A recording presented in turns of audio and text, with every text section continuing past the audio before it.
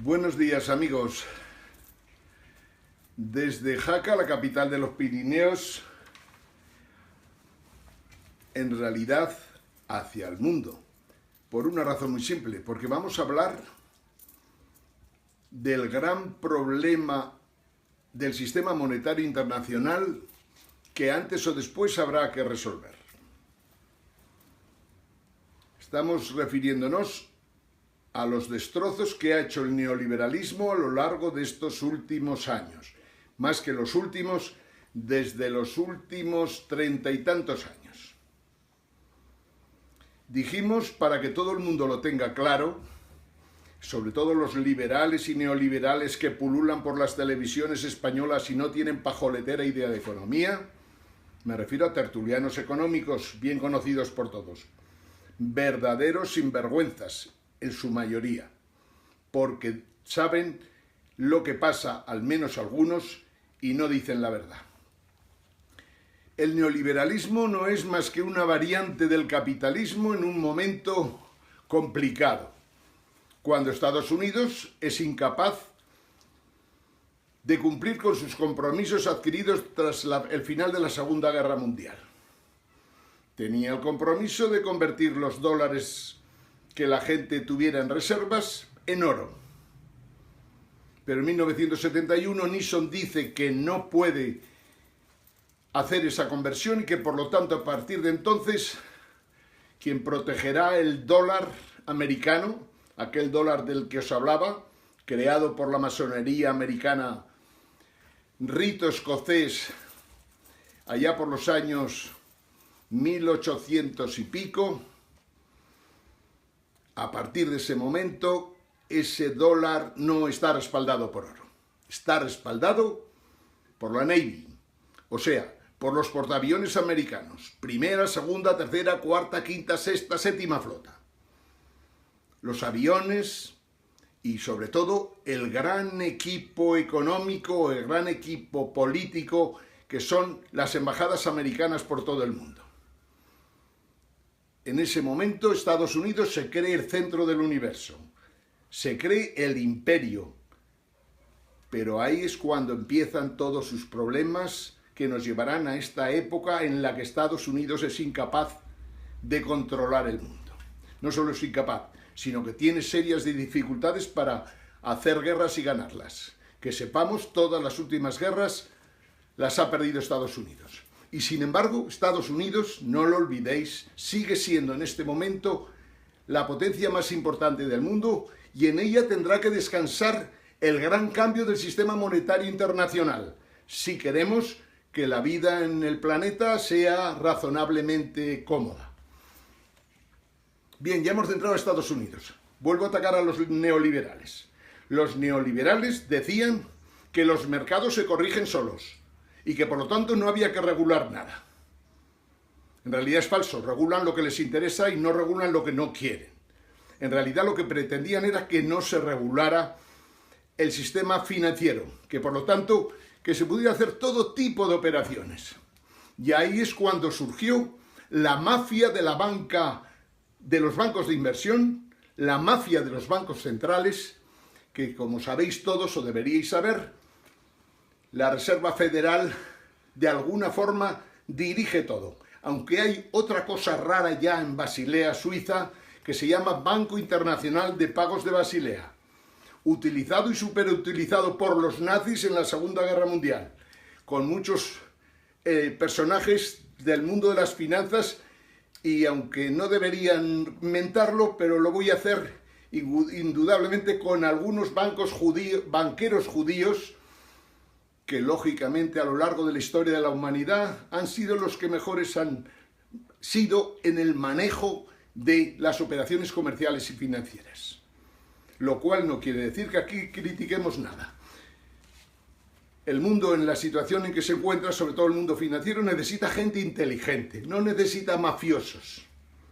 Las conversaciones típicas entre los banqueros centrales o entre los brokers que pululan por el mundo y trabajan para ellos son prácticamente conversaciones típicas de la película de Don Corleone.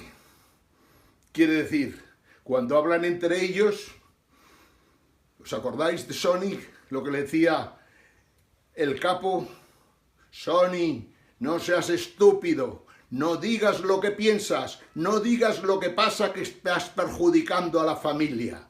Pues bien, la familia que vemos en 2008, cuando Lehman Brothers se hunde, lo que estamos viendo es que hay aproximadamente en el mundo unas 14 grandes bancos de inversión, hay 5 bancos centrales importantes en el mundo, la Reserva Federal por encima de todos, como os he dicho, el Banco de Pagos de Basilea, que saben que el sistema monetario internacional ya no resiste. Los presidentes de los bancos, como veríais en la película Inside Jobs, se ve que no saben ni siquiera lo que pasa en sus bancos.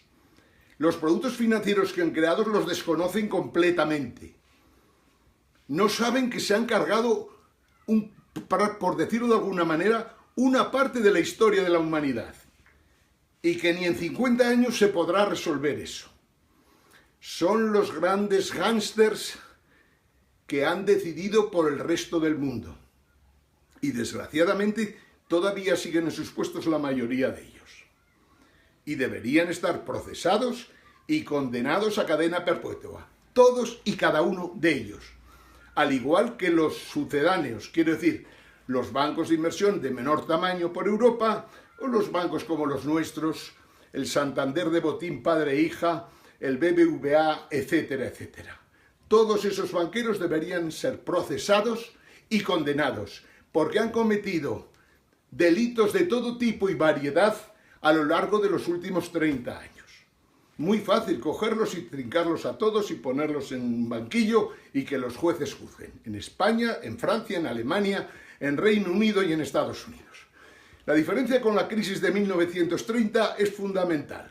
En 1930 se tiraban por las ventanas o por los balcones de los hoteles o de los rascacielos de Nueva York, se tiraban los empresarios.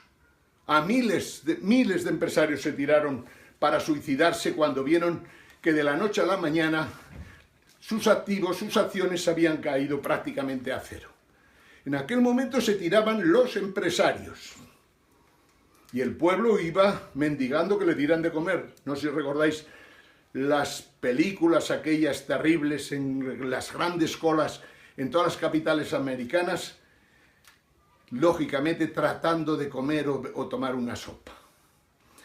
En 2008 los banqueros, los empresarios no se tiraron por la ventana, se tiraron los brokers, se tiraron los empleados de los bancos, bastantes. No sabemos el número exacto de la gente que se ha tirado por un balcón o que se ha suicidado, pero también fueron muchísimos. Y había motivos para que se suicidaran, porque eran unos verdaderos sinvergüenzas. Jugaban con nosotros, jugaban entre ellos, se ayudaban a bajar el LIBOR, que era la moneda, digamos, de referencia para las transacciones entre bancos y para los préstamos de todo tipo y variedad. Bien, estos salvajes, que unos se suicidaron y otros no, el mundo estaría mejor con muchos de ellos suicidados, desgraciadamente no han resuelto nada. Bernanke, que entró en la Reserva Federal diciendo que era un gran experto en la crisis de los años 30, no ha sido capaz de resolver absolutamente nada. Ha impreso muchos billetes, al igual que el Banco de Japón y ahora el Banco Central Europeo, han impreso más o menos 12 billones de dólares en billetes, lo cual es una aberración porque no sirve para nada. Y lo que sí que han hecho es impedir que los bancos de inversión caigan. Algo que desde nuestro punto de vista tenía lógica si sirviera para algo, para corregir la situación y volver a tener un sistema financiero saneado. Pero es que no solo no lo han conseguido, sino que los bancos están endeudados, los bancos están cargados de derivados que no valen para nada más que para hundir los propios bancos y por descontado, en realidad nos han pasado en el tiempo a este 2016 que ofrece una situación terrible y es que puede pasar cualquier cosa. Algo en relación con esto antes de hablar de las transferencias de riqueza que se pondrán en marcha cuando se tomen decisiones son: ¿por qué los políticos españoles defienden el euro? Muy sencillito. Yo diría que hasta por dos cosas. Los políticos españoles no creen en el Estado que crearon en 1978. Nunca han creído. No creyó Felipe González, no creyó el rey Juan Carlos, no creyó Carrillo, no creyó por descontado Adolfo Suárez, y hoy no tengo la menor duda que ninguno de ellos cree en el Estado español. El Estado español, si os fijáis en un gobierno cualquiera de los últimos años, pero mirando el de actual, se caracteriza porque todos los miembros del gobierno son funcionarios prácticamente. O sea, tíos que hicieron una oposición, han estado en la administración, algunos en la política, otros, y de repente los vemos en un gobierno. Jamás han tomado una decisión por la que corrieran un riesgo. No son empresarios, ni siquiera particulares que de alguna manera tienen una experiencia en hacer lo que sea, por ejemplo, y firmar una hipoteca y tener un problema para pagar un piso. Estos pollos que están gobernándonos pertenecen a lo que un profesor que tuve yo hace años, que se llama José Ramón Lasuen, un buen profesor, decía que estos constituyen la mediocracia.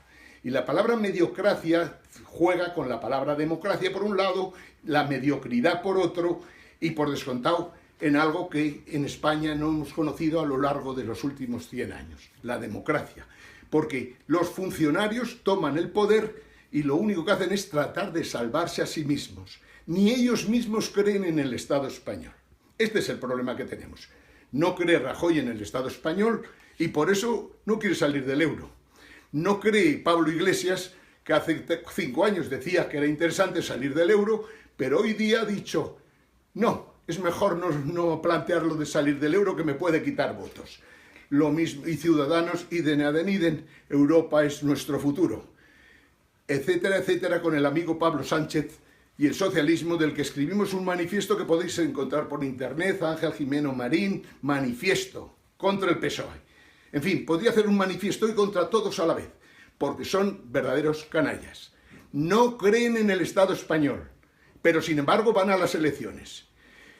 ¿Por qué defienden el euro? Porque si no estuvieran el euro tendrían que volver a la peseta, o a una peseta de mayor valor.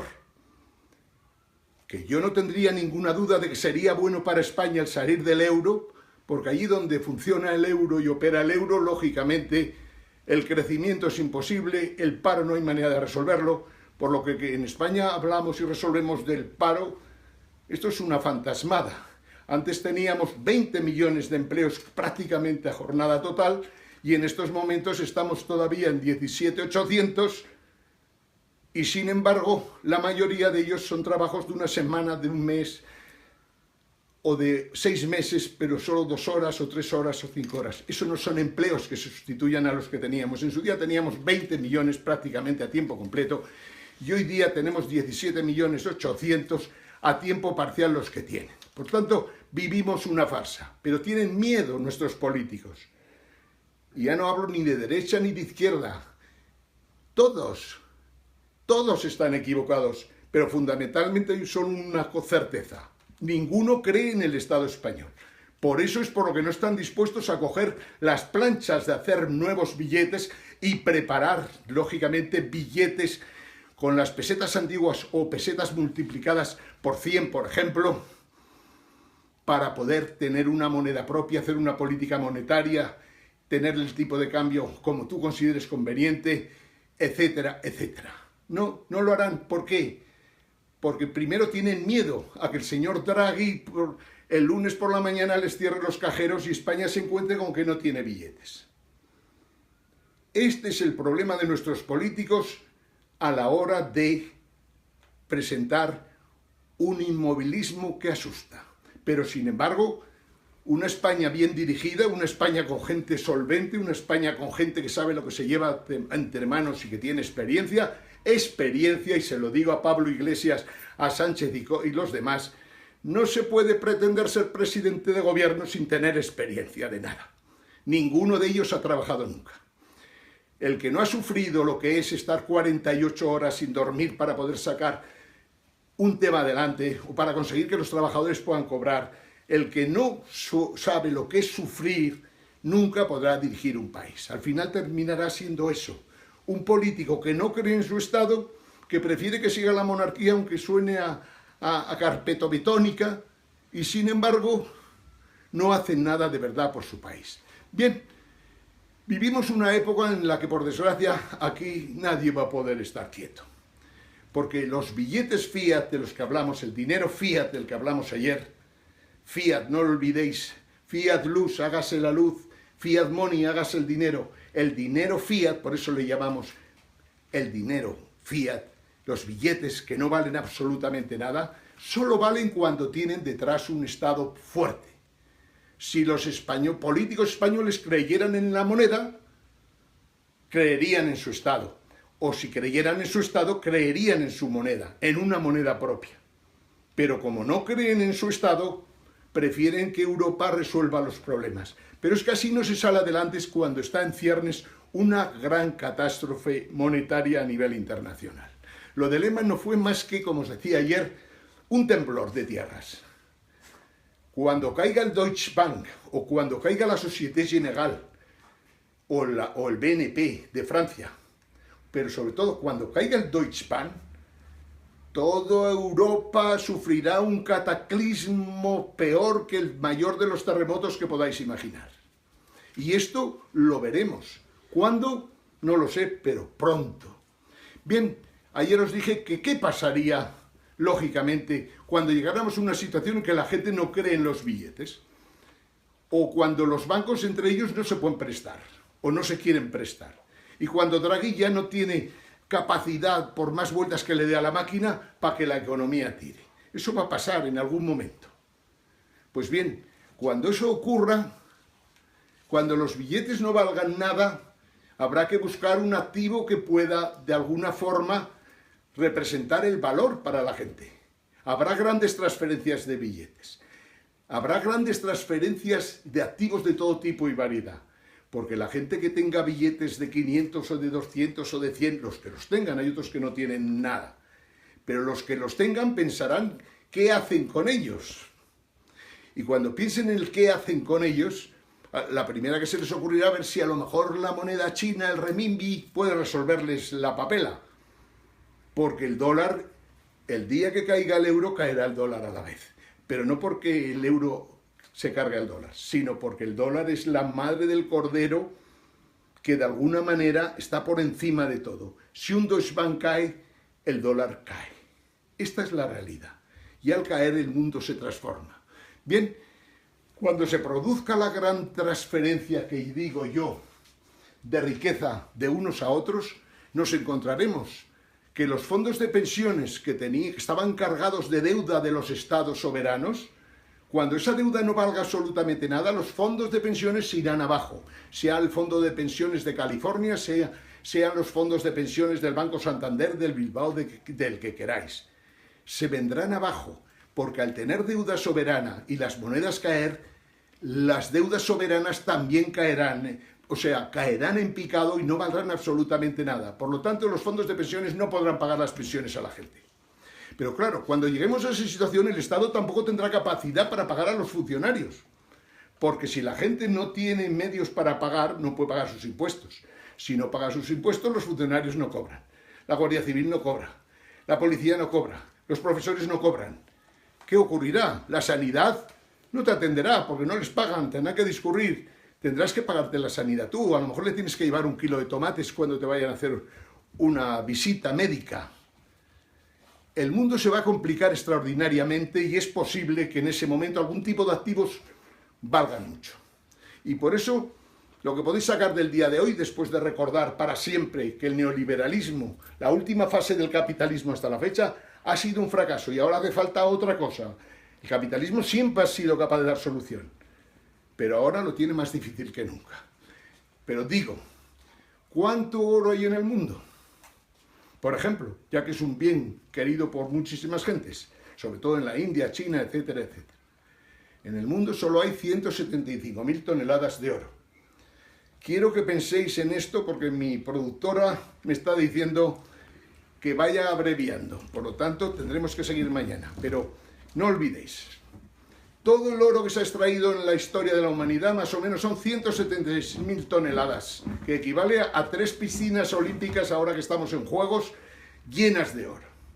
El oro, no olvidéis, tiene una densidad de 19 y es hermoso por su brillo, sobre todo cuando luce el sol.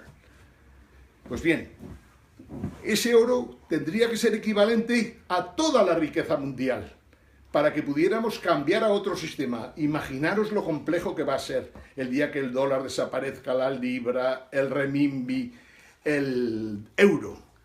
Ese día hay que encontrar cómo la riqueza se convierte en oro, para lo cual el oro tendrá que aumentar su valor. Os doy una cifra para que os hagáis una idea. Si hay 176.000 toneladas de oro en el mundo, y la riqueza del mundo, vamos a imaginar por un momento que sea 300, 400, 500 billones de dólares.